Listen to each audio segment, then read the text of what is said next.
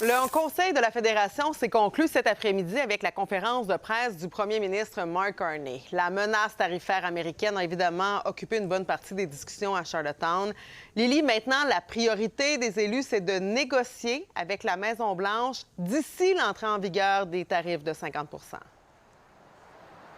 C'est le message qui est envoyé par le premier ministre Mark Carney et les premiers ministres des provinces. Tu le dis, ils étaient réunis dans le cadre du Conseil de la Fédération à Charlottetown, à l'île du Prince-Édouard. Donc oui, la priorité, c'est de négocier avec le gouvernement américain. Il reste environ 26-27 jours avant que ces potentiels tarifs de 50 % entrent en vigueur. Donc, priorité de négocier, mais aussi de développer l'économie canadienne parce que depuis janvier, le premier ministre Mark Carney l'a souligné, il y a 50 missions à l'étranger, des missions économiques qui ont eu lieu de la part de plusieurs élus canadiens. Et ça donne plus de levier au gouvernement canadien dans les négociations avec Washington, du moins beaucoup plus qu'il y a 18 mois. Il faut d'autres options.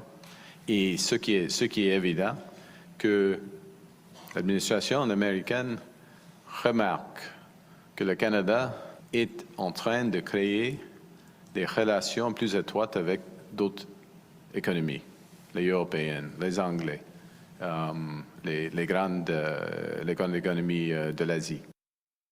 On a souvent entendu front commun. C'est vraiment l'image d'un Canada et des provinces unies qu'on a voulu laisser transparaître, là. Oui, et il y a notamment été question des barrières commerciales qui existent entre les provinces. Et maintenant, on sent vraiment un désir pour retirer ces barrières-là. On peut écouter le premier ministre de l'île du Prince-Édouard, qui était aussi par le fait même président du Conseil de la Fédération cette année. Removing internal trade barriers has been something talked about by politicians for years. It shouldn't be more difficult to do trade between our provinces than it is to do trade between countries. So, in the last 18 months, we've made significant progress. Provinces and territories have introduced legislation that will make it easier to do business across the country. Et d'ailleurs, voici le message de la première ministre du Québec, Christine Fréchette, qui s'est adressée aux gens un peu plus tôt dans la journée. D'une part, je demande à ce que les provinces aient accès à un plan de négociation, au plan de négociation du fédéral, un plan clair.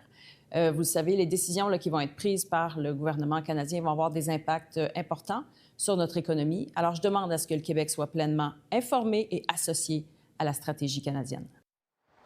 Merci beaucoup, Lily. Au revoir.